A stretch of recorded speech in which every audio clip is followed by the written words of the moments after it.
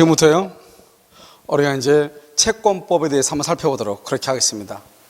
자, 65번은요, 계약의 종류죠. 항상 이것은요, 우리가 이제 문제 거의 문제 매년 등장하고 있다 이렇게 봐야 되겠죠. 여기서 보시면 이제 우리가요, 유상계약하고 무상계약이 있잖아요. 여기 유상계약이 있고요, 여기 무상계약이 있고요, 그 다음에 쌍무계약이 있고요, 그 다음에 여기 편무계약이 이렇게 있잖아요. 그 다음에 또 우리 계약은 낙성계약이고, 그 다음에 불요식 계약이에요. 불요식 계약이다 이렇게요. 낙성계약하고 비교되는 게 뭐죠? 요물계약이죠. 그러면 요물계약에는 뭐가 있어요? 요물계약에는 현상광고가 있죠. 현상광고요. 현상 대물변제. 그 다음에 계약금 계약. 그 다음에 보증금 계약이 요물계약이죠. 그래서 우리가 현상광고는요, 유상계약이면서 편무계약이 바로 현상광고잖아요. 이 현상광고를 빼면은요, 어떻게 된다?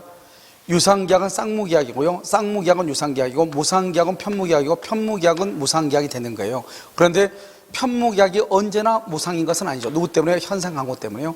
유상계약이 언제나 쌍무인 것은 아니죠. 왜요? 현상광고는 유상이면서 편무니까요.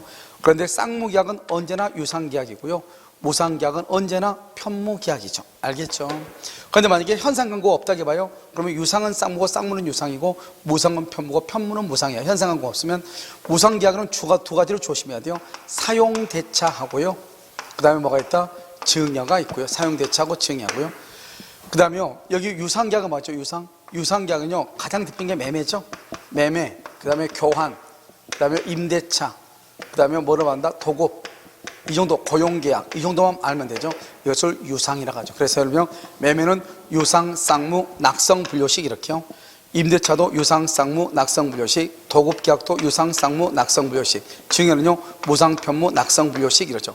현상광고는요, 유상, 편무, 그 다음에 낙성이고 요물이죠. 요물, 분료식 이렇게 해야 되겠죠. 무슨 말인지 알겠죠? 또는요, 요물계약인데 분료식이냐 요식이냐에 따라서 요식이죠.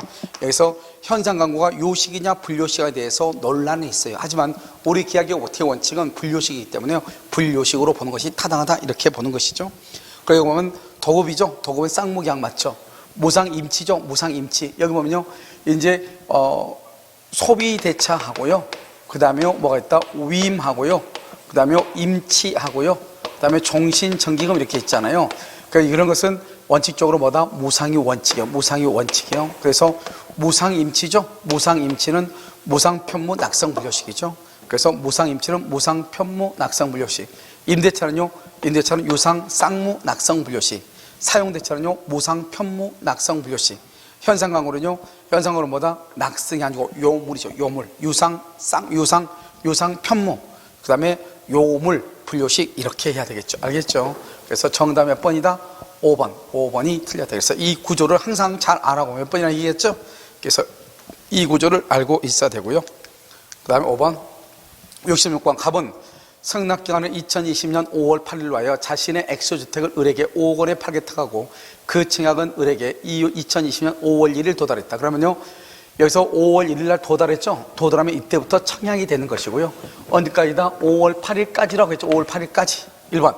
갑의 청약은 을에게 도달하면 우린 청약은 도달주의죠. 효력이 생기죠. 도달주의니까. 2번. 갑이 청약을 발송한 후 사망했죠. 그래도 청약은 효력을 상실한다. 틀렸죠. 청약의 의사표시는 아무런 영향이 없죠. 그래서 상실한다. 그러면 안 되죠. 항상 그건 뭐죠? 2번이 정답으로 많이 했죠. 지금까지요. 3번. 갑이 을에게 5월 8일까지 이의가 없으면 승낙한 것으로 본다고 표시했죠. 우리는요, 뭐가 있다? 중요한 것은 우리는 승낙할 의무가 있는 것은 아니잖아요. 그래서 승낙할 의무가 있는 것은 아니기 때문에요, 5월 8일까지 아무런 이의가 없으면 승낙한 것으로 보겠다고 했다 할지라도 내가 아무런 이의를 제기하지 않았다 하더라도 계약은 성립한다 안 한다? 안 하죠. 우리는 승낙할 의무가 없기 때문에요, 이의를 제기하지 않아도 계약은 성립하지 않는다. 우리요, 5월 15일 날 승낙했죠? 언제까지 승낙하라고 그랬죠? 언제까지냐? 5월 8일까지 승낙을 했죠? 2020년 5월 15일 승낙을 했죠? 그럼 이것은 연착이 된 거죠? 그래서 갑은 을이요, 새로운 청약한 것을 보고 이를 승낙함으로써 계약을 말 수 있다? 성립시킬 수 있다. 우리가 연착된 승낙은 새로운 청약으로 보죠? 그래서 을이 연착이 있으니까 승낙이요, 그 연착된 것을 갑이 새로운 청약으로 보고 그 새로운 청약에 대해서 승낙을 함으로써 계약을 성립시킬 수 있다. 이렇게. 자, 5번은요. 을이 5억 원을 5천만 원으로 잘못 읽어서 2020년 5월 8일 갑에게 5천만 원에 매수한다는 승낙이 도달했다 하더라도 계약은 성립한다 안 한다? 안 했죠. 이것을 우리보다 잘못 읽어 이렇게 돼 잘못 읽었죠. 그래서 잘못 읽고 5천만 원에 한다 승낙을 했죠. 이것을 우리 뭐란다? 내용의 착오라고 얘기하는 거예요. 그래서 원칙적으로 우리가 착오는요 두 가지가 있죠. 하나는요 뭐가 있다? 표시상의 착오. 그 다음에 내용의 착오. 눈으로 잘못 읽는 거죠. 그래서 내용의 착오. 잘못 쓰는 것을 표시상의 착오라고 하는 것이죠. 알겠죠? 그런데 이것은 여기 5천만 원 잘못 읽었죠. 그래서 5천만 원에 매수한다는 승낙이 도달했다 할지라도 이 승낙의 의사표시하고 갑의 청약하고 일치한다 일치하지 않는다? 일치하지가 않죠. 그래서 계약이 성립한다 안 한다? 안 한다. 이렇게. 알겠죠? 그래서 정답 몇 번이다? 2번이고요. 자, 67번은요. 동시 이행관계에 있는 것 모두 고른 것은 그랬죠. 임대차가 종료하죠. 보증금 반환하고 임차물에 반환은 동시행이죠. 여기서 이제 우리가요 내년에 나올 수 있는 것이죠. 임대차가 종료했는데요. 임대인이요 임차인에게 권리금 회수를 방해했어. 그래서 임대인이 임차한테 이 권리금 회수 방해로 인한 손해배상 책임이 있단 말이죠. 이 손해배상 채무와 임차인의 목적물 인도 의무는 동시이행이다 아니다? 아니죠. 별개의 것이기 때문에 동시행이 아니죠. 항상 임대차에서 동시행은 보증금 반환과 목적물의 인도가 동시이행이다. 이렇게.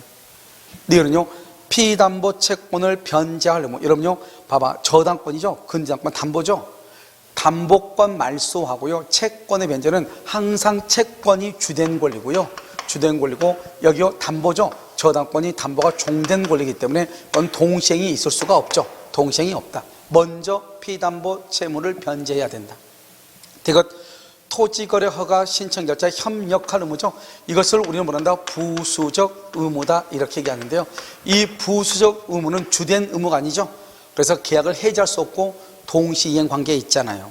우리가 주된 의무일 때 동시이행하고 동시이행 관계하고요. 그 다음에 뭐가 있다? 뭐냐면 계약의 해지권이 인정된단 말이죠. 이것은 부수적 채무이기 때문에 동시이행이 인정되지 않고 계약의 해지권이 인정되지 아니한다. 인정되지 않는다.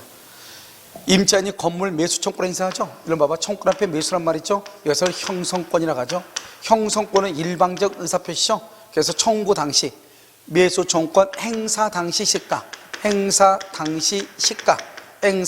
시가에 따라서 이 말이죠. 매수 청구권을 행사할 당시 시가에 따라서 그 다음에 임차인의 건물 인도 및 소유권 이전 등기 의무와 토지 임대인의 건물 대금 지급 의무는 무슨 관계다? 동시이행 관계다. 이렇게 동시이행 이렇게. 그래서 동시이행 관계다 이렇게 얘기를 하는 것이죠. 그래서 여러분요 뭐다? 지금 여기 보면요 기억하고요 니을이죠. 기억하고 니을이 정답이죠. 기억 니을 이렇게 3번. 자 68번이죠. 쌍무계약상 위험부담이죠. 계약 당사자는 위험부담에 관해서 민법의 규정과 달리 정할 수 있죠. 왜요? 위험부담은 채권이죠. 채권이니까 무슨 규정이다? 임의 규정이죠. 그래서 달리 정할 수가 있다. 2번 채무자죠. 채무자 중요하죠. 채무자의 책임 있는 사유로 후발적 불능이죠. 이것을 뭐라 한다? 이행불능. 다른 말로 이것을 채무불이행이죠.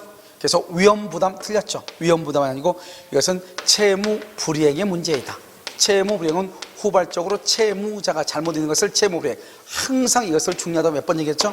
적용된다. 틀렸죠. 3번 매매 목적물이 이행기 전에 강제 수용되죠. 수용되죠. 수용은 뭐다? 쌍방이 잘못이 없는 거죠. 쌍방이 잘못이 없다. 그래서 채무자 위험 부담주의하고 동일하죠. 그래서 매수인이 대상 청구권 행사하죠.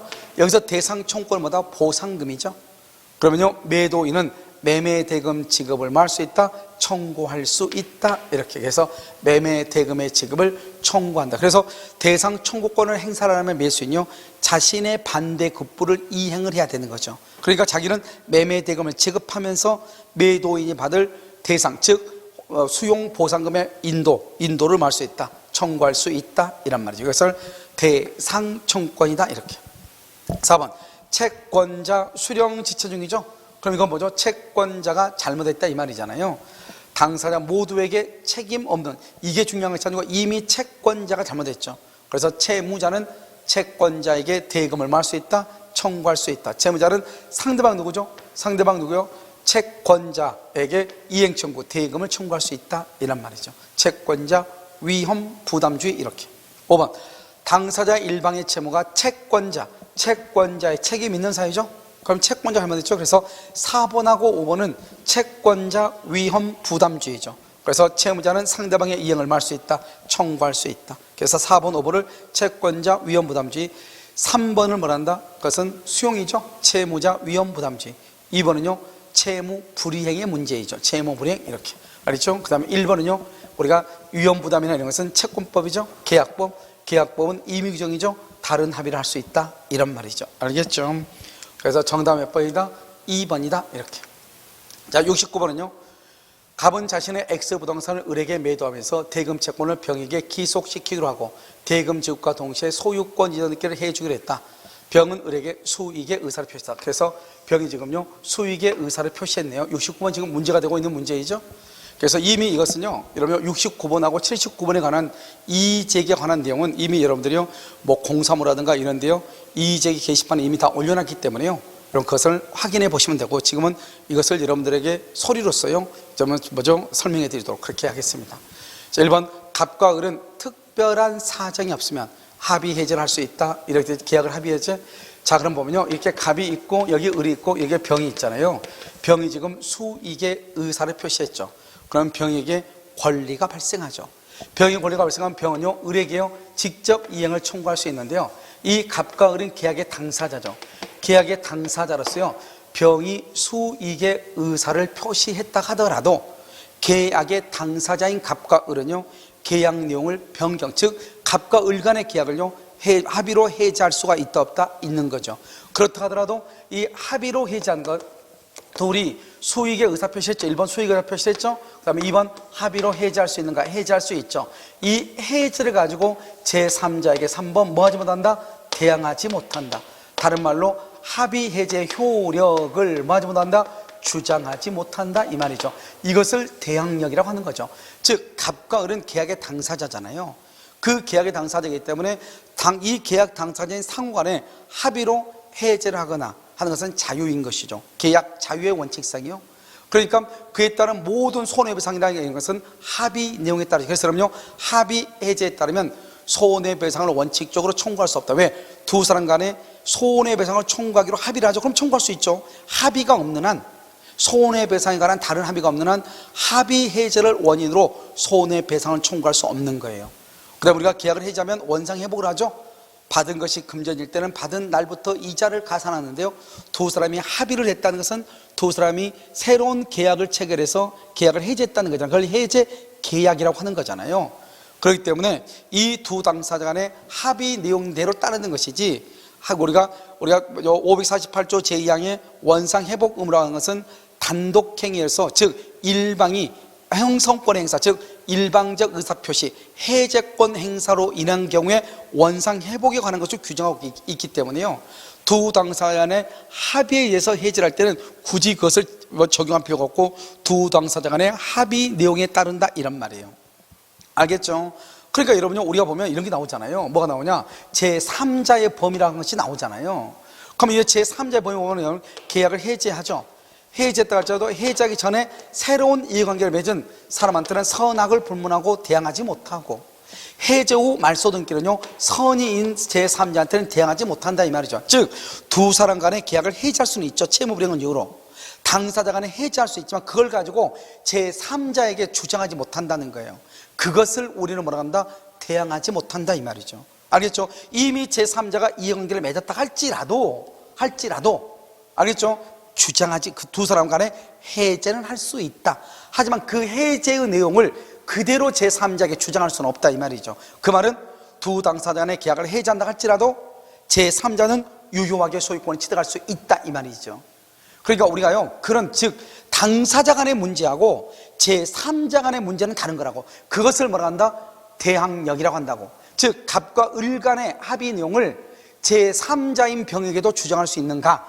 그것을 우리는 대항할 수 있는가? 제3자에 대해 효력을 주장할 수 있는가, 이 문제이고, 지금 여기는 그 말이 아니잖아요. 갑과 을은 특별한 사정이 없으면 계약을 당연히 합의 해제할 수 있죠. 왜? 계약의 당사자니까. 알겠죠? 하지만 그 합의 해제를 가지고 이미 수익의 의사를 표시한 병에게 뭐 하지 못한다? 그것을 주장할 수 없다, 이 말이죠. 결국 제3자가 수익의 의사를 표시하면 제3자의 권리를 변경, 소멸시킬 수 없다. 그 말은 뜻이 뭐냐? 수익의 의사 표시를 한 후에 계약의 당사자는 제3자의 권리를 변경, 소멸시킬 수 없다. 이 말은 두 당사자는 합의로 해제하더라도 그 해제의 의사표시, 즉 해제 효력을 제3자에게는 주장할 수가 없다, 이 말이죠. 알겠죠? 해제는 할 수 있으나 그 해제 효력을 제3자한테 주장하지 못한다, 이 말이죠. 무슨 말인지 알겠죠? 그래서 제3자는 뭐가 된다? 수익의 의사를 표시한 후에 제3자는 뭐가 된다?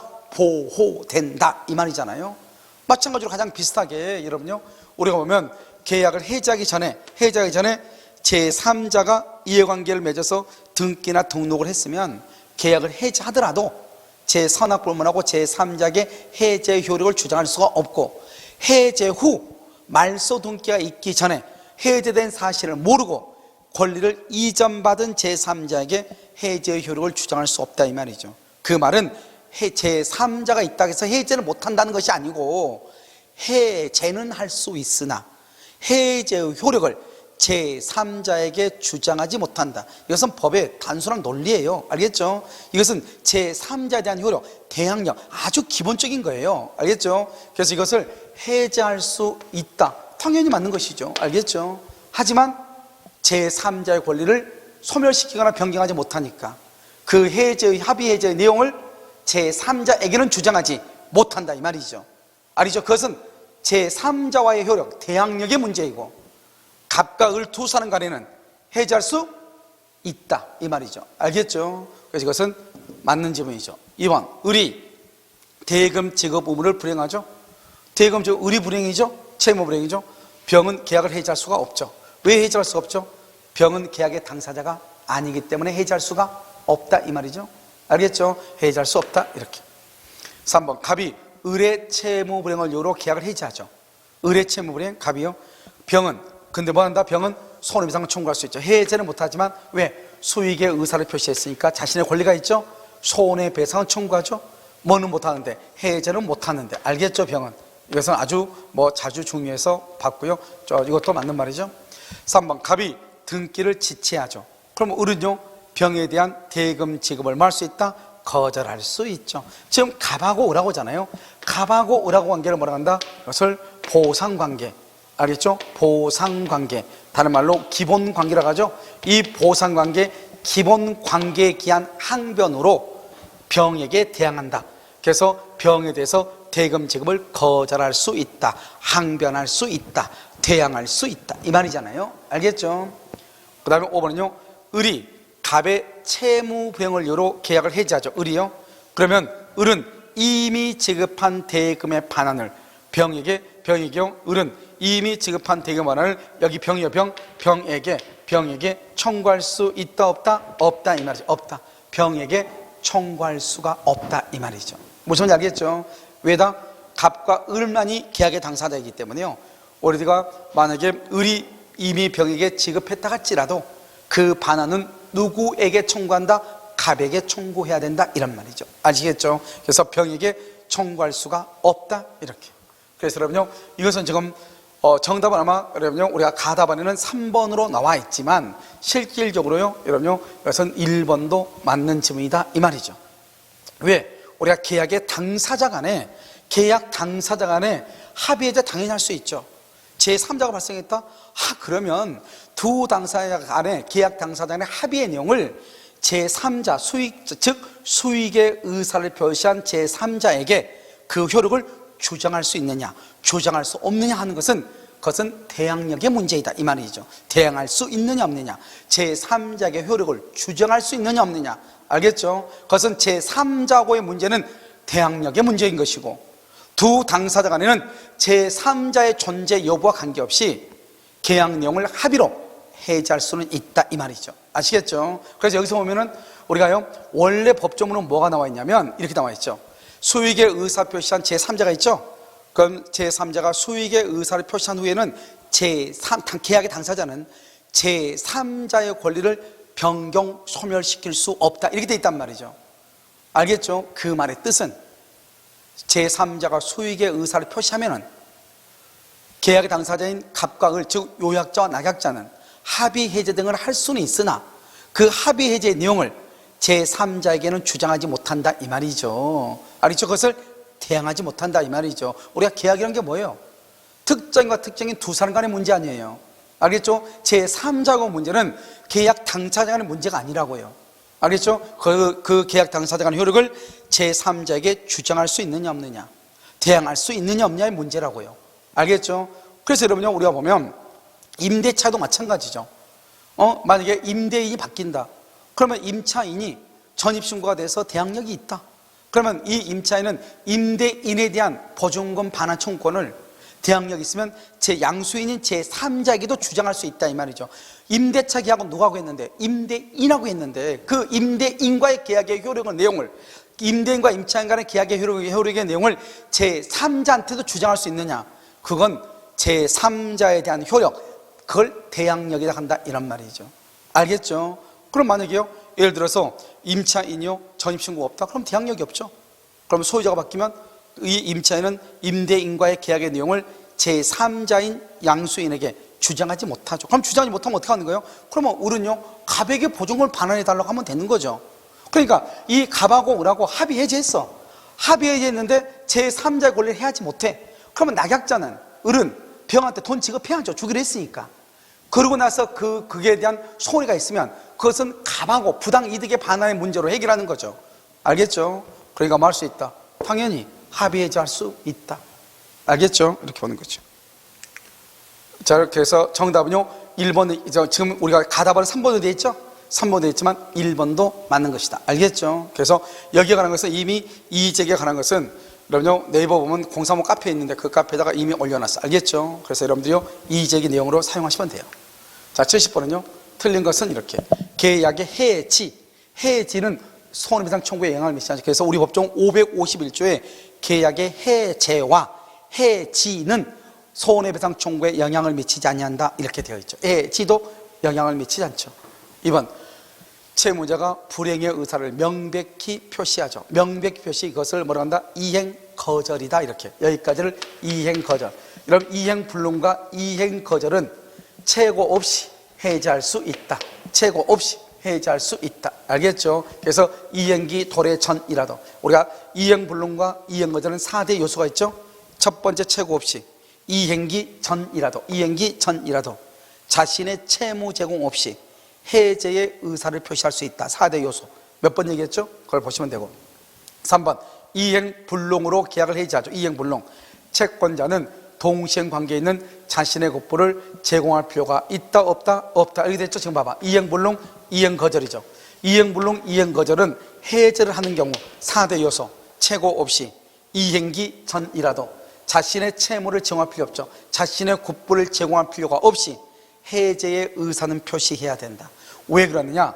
우리가 자신의 국부를 제공한다고 하는 것은 동시이행 관계에 있을 때, 동시이행은 채무불이행이 아니잖아요.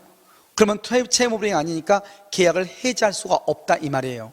계약을 해지하려면 원칙적으로 법정 해제잖아요. 채무불이행이 있어야 된단 말이죠. 그래서 이때 계약을 해제하고자 하는 자는 자신의 채무를 제공해서 상대방의 이행을 청구하고, 그랬음에도 불구하고 상대방이 이행을 하지 않으면 채무 불이행이 돼서 계약을 해지하는 거예요. 그러니까 이 자신의 국부를 제공한다고 하는 것은 동시 이행 관계에 있을 때 나와야 되는 말이고, 이미 이행 거절이나 이행 불능의 경우는 그 자체가 채무 불이행이기 때문에 상대방을 이행 지체에 빠뜨릴 필요가 없단 말이죠. 그래서 자신의 채무를 제공할 필요가 있다 없다? 없다 이렇게 표현을 하는 거예요. 알겠죠? 없다 이렇게. 그 다음에 4번 일부 이행불능이죠. 여러분 항상 일부 이행 그러면 그 일부의 이행불능으로 인해서 목적을 달성할 수 있느냐 없느냐를 봐. 목적을 달성할 수 있다? 그러면 뭐를 한다? 해제를 못하고 일부만 하죠. 목적을 달성 없으면 나머지 전부를 해제할 수 있어. 목적을 달성할 수 없다? 그러면 전부를 해제할 수가 있어요. 알겠죠? 5번 계약 당사자 1박이나 쌍박 여러 명이죠. 해지는 똑같아. 전원이 전원에 대해서 1인의 해제권, 1인의 해지권이 소멸하면 모두의 해지권, 모두의 해제권이 소멸한다. 그래서 해지나 해제는 전원이 전원에게 행사를 한다. 이렇게 이해되셨죠? 그래서 정답 몇 번이다?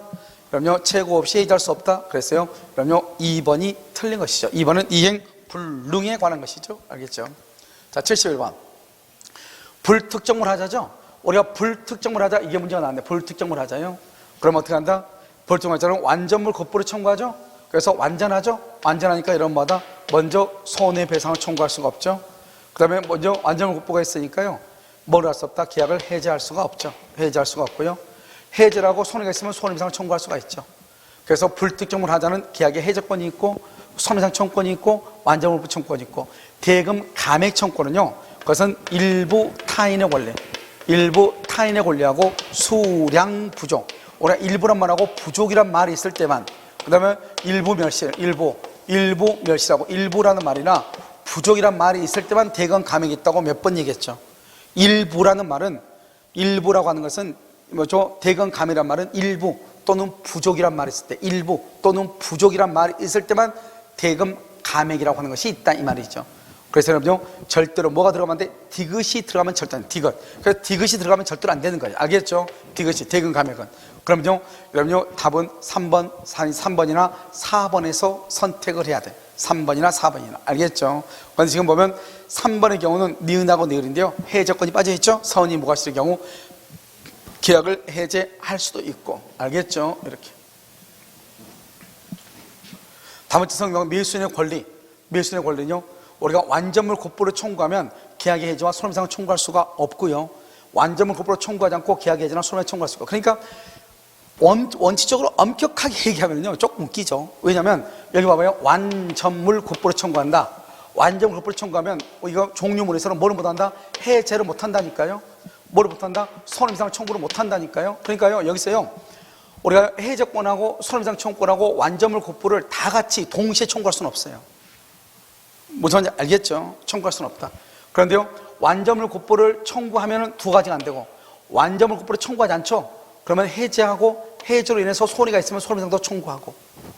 그러니까 우리가 이제 여기서 보면 특정물의 하자로 인해서 매도인의 담보 책임이 성립한 경우 매수인의 권리로 규정된 것, 그럼 매수인이 행사할 수 있는 것들, 이렇게 했잖아요. 매수인이 행사를 할 수 있는 것, 이렇게. 그러니까 이 세 가지가 다 있죠. 그러니까 이 사람은 완전물 곱부만 청구할 수도 있고 계약 해제나 손해배상만 청구할 수도 있고 하는데, 또 어떻게 더 다른 면을 보면요, 완전물 곱부를 청구한다는 것은 사실은 아무리 매수인한테 해제권과 손해배상 청구권이 법에는 규정되어 있다 할지라도 완전물 급부를 청구하면은 계약의 해제권과 손해배상 청구권을 행사할 수가 없는 거거든요, 원칙적으로요. 그러니까요, 이것을 학생들이 이걸 보고 과연요, 이걸 어떻게 생각하느냐에 따라서요, 조금 난해할 수는 있는데, 여기서 말하는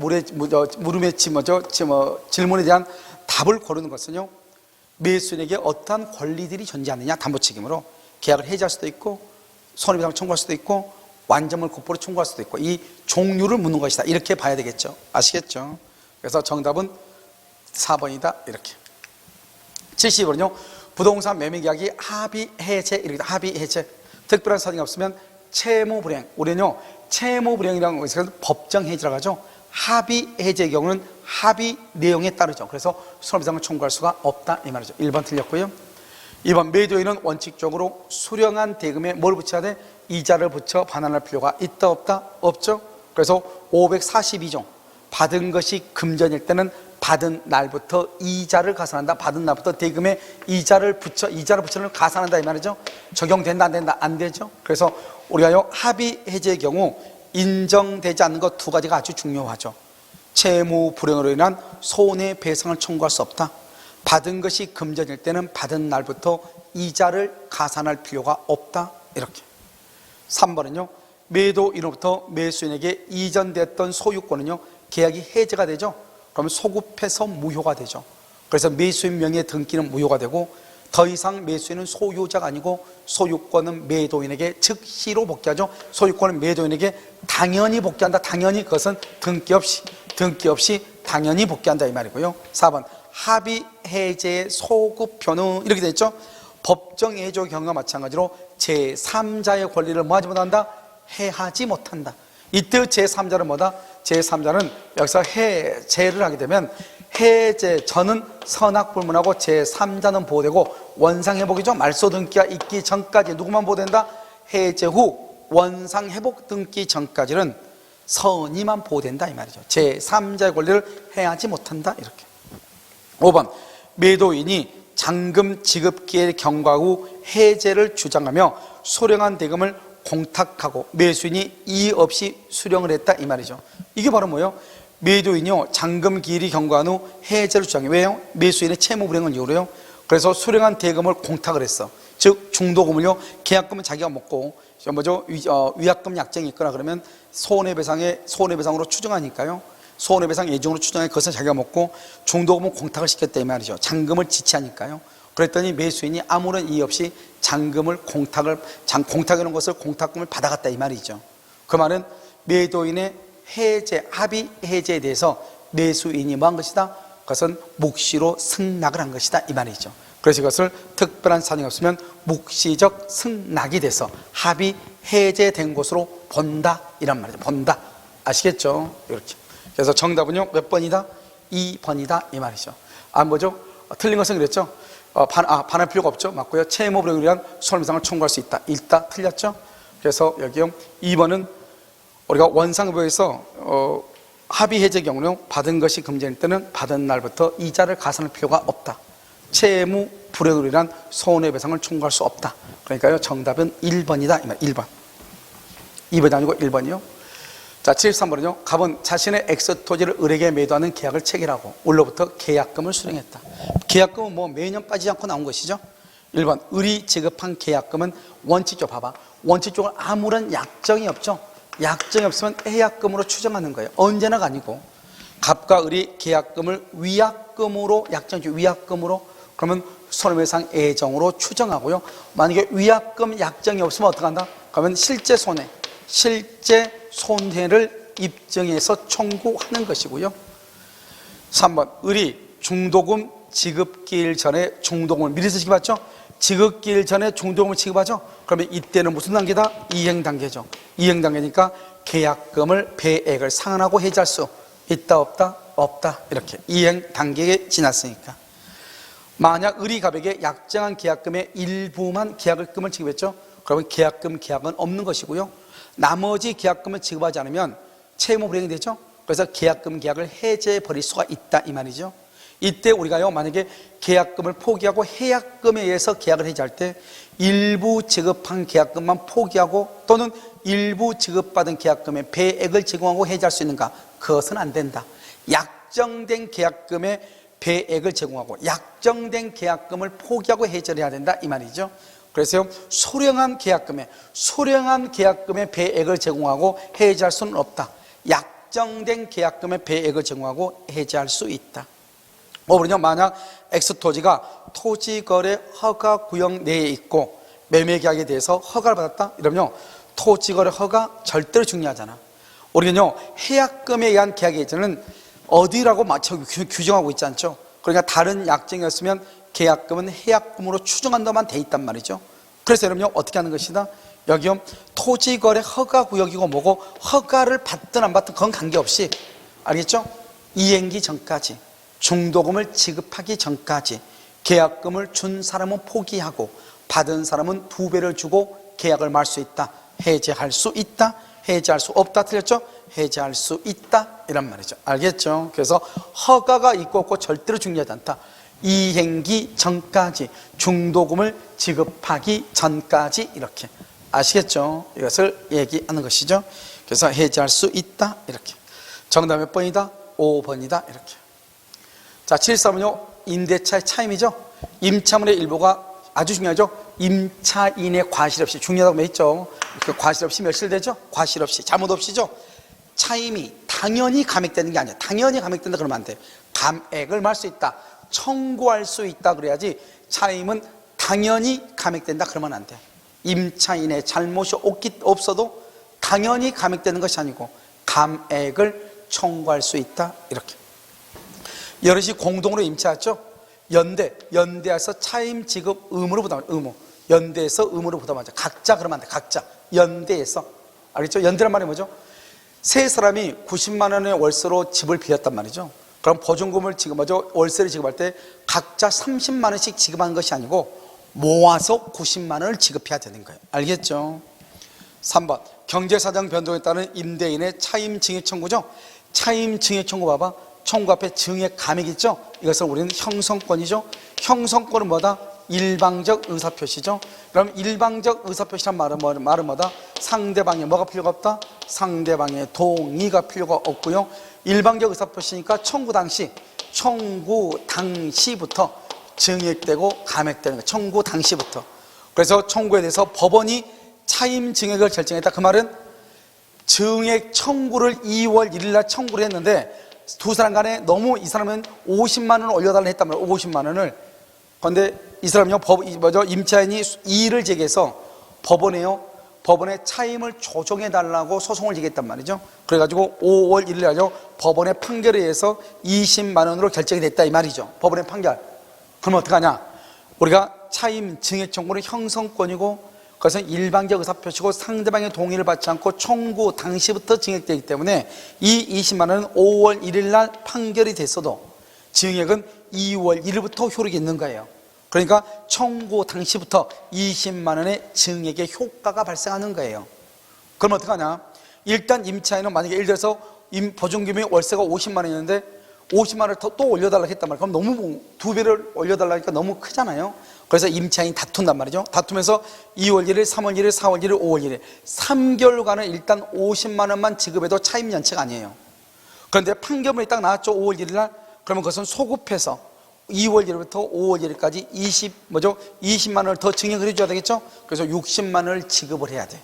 무슨 말인지 알겠죠? 이렇게요. 청구 당시부터 증액의 효과가 발생한다. 그래서 차임 증액을 결정한 것은 결정한 다음 날이 아니고 임대인이 임차인한테 차임 증액을 청구한 때부터 증액의 효과가 발생하는 거예요. 알겠죠? 단지 법원의 결정에 의해서 결정된 차임이 20만 원이다. 그러면 20만 원이 증액이 되는 것이에요. 아시겠죠?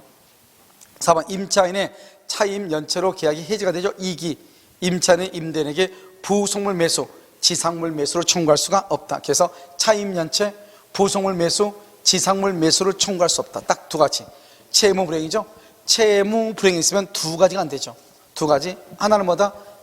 하나는 부속물 매수 청구, 또 하나는요 지상물 매수 청구. 그래서 이렇게 두 가지가 인정되지 아니한다. 이렇게. 자, 5번은요 차임 연체기 1기의 차임액에 이르면 임대인이 해지할 수 있다는 양점, 그것은 무효이죠. 왜요? 우리 임대차는 소수자인 임차인을 보호하기 위해서 편면적 강행 규정, 즉 임차인에게 당사자 간의 합의가 법의 내용보다 임차인에게 불리하면 무조건 무효, 임차인에게 유리하면 무조건 유효가 된단 말이죠. 그것을 편면적 강행 규정이죠.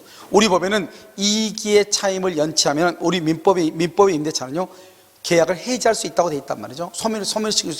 임대차를 소멸을 청구할 수 있다고 돼 있단 말이죠. 그런데요 여기서 중요한 것은요 1기만 연체도 해지한다 그러면요 임차인한테 불리하잖아요. 그래서 안 돼요. 만약에 3기를 연체하면 해지할 수 있다. 그것은 유효가 돼요. 임차인한테 유리하니까. 왜요? 임차인은 적어도 3번은 차임을 연체도 관계가 없다 이런 말이잖아요. 그런데 1기 그러면 임차인한테 너무 불리하죠. 그래서 안 되는 것이에요. 그것은 무효가 되는 것이에요. 알겠죠? 무효. 이렇게. 그래서 여러분 정답 몇 번이다? 3번이다. 결정한 다음 날이 아니고 청구 당시부터. 그래서 임차인이 임대인한테 차임을 증액해달라고 청구할 때부터 청구 당시부터 효력이 있다. 상대방의 동의 없이. 왜? 형성권이니까. 알겠죠? 그래서 결정한 다음 날이 아니고 청구 당시부터. 알겠죠? 증액의 효과가 발생한다. 이렇게. 자, 75번은요. 여러분요, 이 75모터는 이제 뭐냐면요. 이것은 이제 임대차요. 그래서 민사특별법에 해당하는 부분이 돼요. 알겠죠? 그래서 민사특별법에 관한 것은요. 잠깐 쉬었다가요. 다시 하도록 그렇게 하겠습니다. 왜냐하면 여러분들이 나중에 이제 민법을 공부를 할 때요. 어떻게 공부하냐? 무작정 공부하면 안 되고, 그다음 민총, 그다음에 물권, 채권, 특별법 이런 식으로 공부를 해야 된단 말이죠. 그래서 여러분요, 합격특강에서는 민총, 물권, 채권, 특별법 이런 식으로 해서 우리가 모든 기출문제요 10년치를요 그렇게 해설을 해놨기 때문에요, 그 해설을 보면서 여러분들이요 뭘 하면 되냐, 공부를 하면 된단 말이죠. 그래서 여러분요, 여기 75번 있죠. 지금 이번은 민사특별법에 관한 것이니까요 잠깐 쉬었다 하도록 그렇게 하겠습니다.